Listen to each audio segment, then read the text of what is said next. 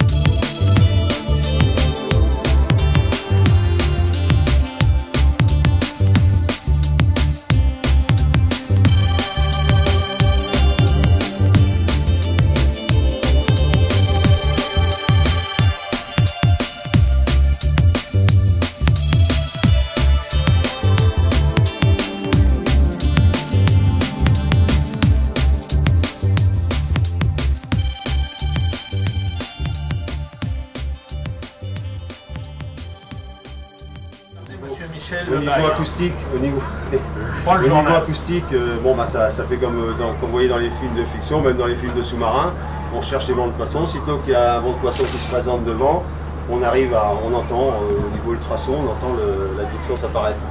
On s'arrange pour l'amener par le moyen d'appareil de navigation, de l'amener sous la coque du navire, c'est-à-dire cet appareil-ci, et en troisième position, on l'amène dans le filet. Cet appareil-ci, toujours en permanence mis à l'intérieur du filet. Bon, ça c'est la partie détection. Après on a la partie navigation. Bon, alors on a l'ordinateur de bord qui lui va nous permettre d'avoir les traces et pêche, toutes les époques sont répertoriées dessus, enfin toutes les données navigation sont mises dessus. Et bon, bah, ça nous permet d'avoir pas mal de données pratiques, qui est en jonction avec évidemment notre bon vieux traceur de route papier, celui dont on servait il y a encore quelques années. Et ça, c'est interfacé, c'est-à-dire ça marche avec le shipmate, c'est-à-dire le numéro 1, le point jaune que vous voyez, c'est le bateau, c'est là où on est actuellement. Le deuxième point, c'est le rang. Et il y a un troisième point qui viendra certainement se greffer quand on aura tous nos satellites de lancer. Ça va être avec le GPS, qui va être un appareil de navigation très précis, où on aura, je pense, une centaine de mètres de précision dans tous les cas de figure. Bon, ça c'est le radar, c'est ce qui nous permet de voir parfois le brouillard, de pouvoir nous diriger dans le brouillard. Ça c'est un appareil un émetteur grande portée qui nous permet de dialoguer avec les stations de terre, c'est-à-dire Boulay Radio, Le Conquis Radio, enfin ou Saint-Lys Radio, et en même temps de téléphoner à la famille. Ici, sous le pupitre de commande avant, on a toutes les sécurités moteurs en double évidemment, comme le chapeau mécanicien est souvent à la passerelle ou sur le pont. Donc on a tous les appareils de navigation en double. Ça ce sont des appareils VHF, alors bon, pour dialoguer entre navires, radio-téléphone pour communiquer quand on n'est pas trop loin des côtes, une vingtaine de milles environ, 40 km. Ça c'est un Gonio VHF pour pouvoir détecter d'autres bateaux qui parlent entre eux, qui déclarent des fois des traits intéressants, donc on les relève, on les aligne sur l'appareil et puis on va dessus. Bon, après on a toute la partie treuil, qui permet de diriger tout le train de pêche, c'est-à-dire tous les chaluts que vous voyez dans les enrouleurs arrière. Là, il y a 3 enrouleurs, il y a 3 chaluts différents, de types différents. Et bon, bah, ça c'est un travail qui est assez long à expliquer quand même. Bon, alors, sur ce bateau-là, on a 2 postes de pilotage. Celui que vous avez là sur tribord, là sur la droite. Ce poste de pilotage-là nous sert pour la polyvalence du navire, c'est-à-dire qu'on a 2 possibilités. On travaille soit sur le fond ou en chalut pélagique, ou à la palangre, avec des hameçons, la pêche à la palangre. Je vous expliquerai ça quand on descendra sur le pont tout à l'heure. Ça vous permettra de voir un petit peu comment on est équipé sur le pont. Voilà. C'est ce qu'on peut dire. Vous n'avez pas trop de questions, c'est bon? Vous avez compris à peu près? Bon, disons que Notre caractère, enfin, ce que l'on préfère, nous, c'est de rentrer très souvent. Disons, enfin, de rentrer tout le temps, pas pour être souvent à la maison, mais surtout pour avoir une qualité première dans le poisson, une plus-value dans le poisson. Et nos marées durent environ, en moyenne, 3 jours. Entre 2 jours et demi et 3 jours. Et par contre, il y a des fois des marées qui durent entre 8 et 10 jours, ça dépend de la distance. Si on a une journée ou 2 jours de route à faire pour aller sur les lieux de pêche. Le côté du bateau, on les voit bien parce qu'ils sont sur le côté du bateau à 50 ou 100 mètres d'eau. Ça descend le filet et en même temps, ça lui donne une divergence d'air, ça se décarte sur le fond. Ça lui permet d'ouvrir le chalut sur le fond. Et ces panneaux-là sont retenus tout le temps par ce câble. Alors c'est incroyable, vous avez 1000 mètres de câble. Donc 1000 mètres, ça peut aller jusqu'à là.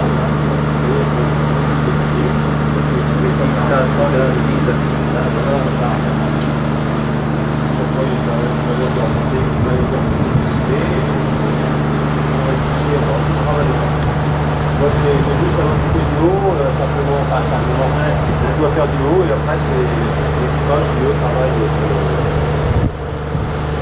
On va descendre par la petite échelle là, on ira dans les aménagements en face. On finit la pêche, on va faire un petit aménagement. Allez-y. Allez, c'est pas normal d'accord. La porte est pas ouverte. Oui, alors cette porte-là nous sert au niveau sécurité parce que quand il y a vraiment très gros temps, si on est croché par l'arrière, on est obligé de fermer les portes. Et à partir de ce moment-là, on est complètement étanche. Pas un sous-marin, mais disons qu'on est complètement étanche. Et il y a plein d'eau partout, mais ça ne monte pas dans l'entrepôt, il est assez bas sur la. Et si l'eau va dans l'entrepôt, on prend plus de risque.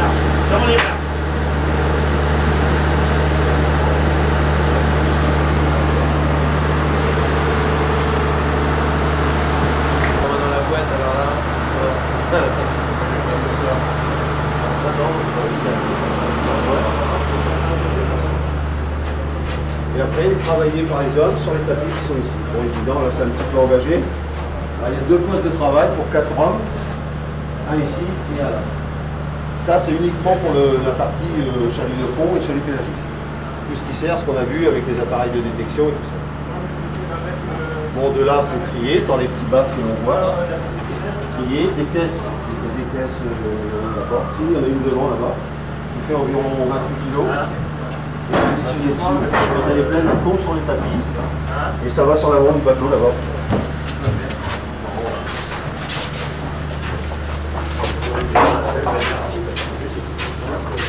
Là ça va sur l'avant du bateau, il y a une continuité, un ascenseur à caisse à 28 kg, ça continue, l'ascenseur à caisse, ça vient ici, voilà, je ne peux pas remonter, et les caisses descendent au froid, là-dedans il y a un frigo et on peut y mettre 50 tonnes de poissons.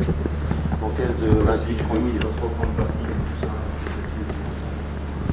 C'est compartimenté, c'est un frigo, hein, c'est une cale tout simple, il n'y a pas grand chose à voir. Bon, ça c'est une machine pour éviscérer le poisson, c'est-à-dire pour le vider. Donc on a des poissons de taille à fileter, on éviscère, donc c'est pas bon, il y a une chaîne de travail, c'est lavé, on est descendu également dans la salle. Devant on a le compartiment machine à glace, c'est-à-dire qu'on fabrique la glace. Bien.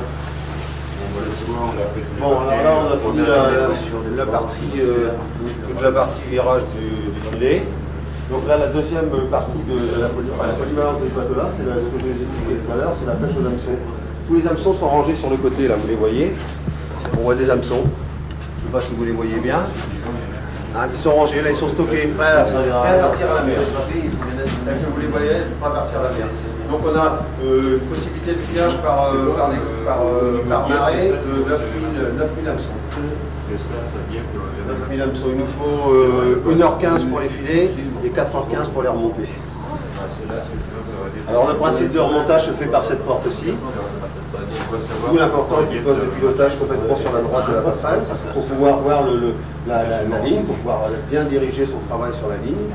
Ça monte, bon, le poisson tombe sur un tapis roulant ici, ça vient de l'eau et on arrive à cet appareil-ci qui lui est un appareil qui démêle les hameçons. Le fût, par éjaculation, on arrive à retirer la tension de l'hameçon Et on revient pratiquement, bon, évidemment, ou un hameçon cassé à changer, et il y a toujours la allumette quand même dessus, parce que c'est un métier assez dur, il faut toujours du monde en permanence. Donc, le rail, les hameçons sont rangés sur le rail, l'équipage remet les hameçons au clair, hein, c'est-à-dire change les hameçons cassés, les avants sont cassés, remet la ligne prête à filer. Alors le filage, évidemment, Avant, c'est bien entendu. Avant, pour que Michel puisse attraper. Si vous voyez, ça avait été un bon plâtrier. Pas de problème, 2 heures après, j'aurais pu remettre le Allez, on part pour ma 4-5 Si heures. tu n'avais pas fait plot, ça ferait déjà 5 heures que tu t'ouvrirais. C'est du plan, t'as pas vu? Tu m'aurais vu faire une patte tantôt.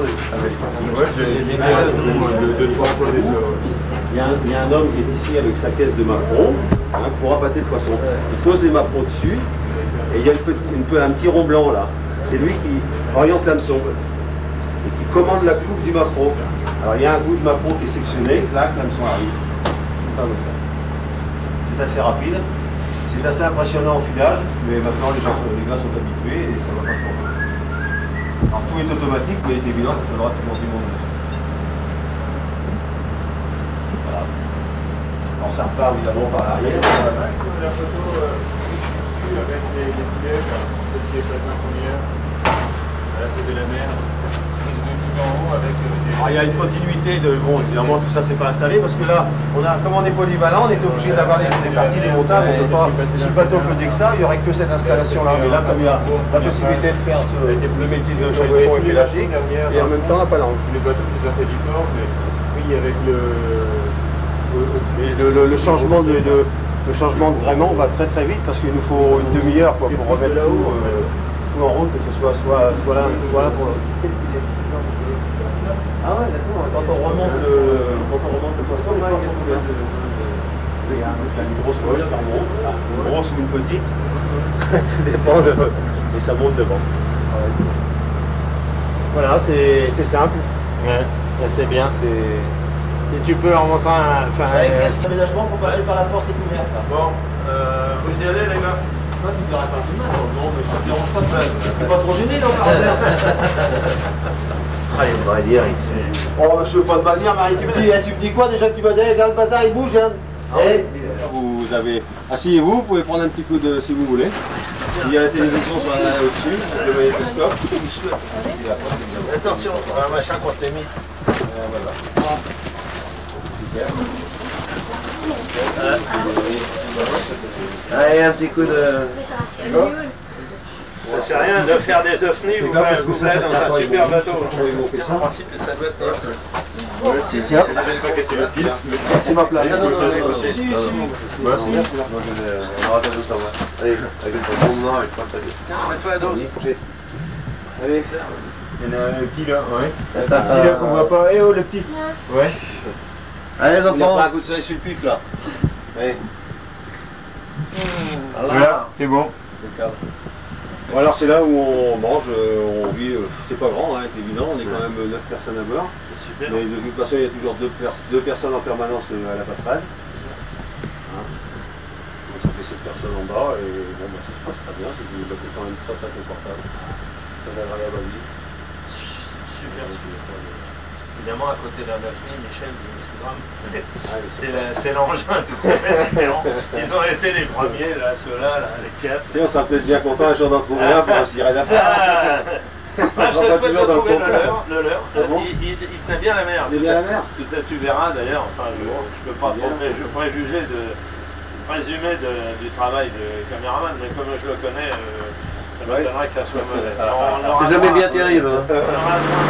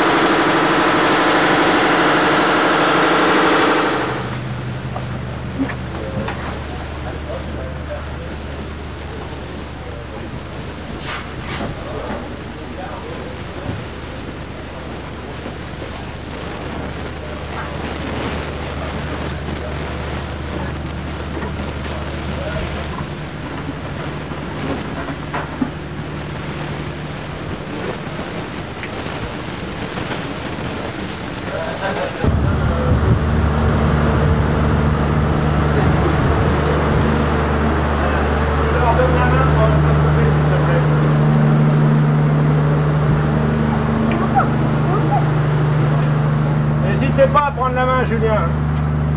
Non, avec ce camion-là, on va pas... Non, non, non, fais attention à ce que vous faites là, on fait pas les cons. Hein. Excusez-moi.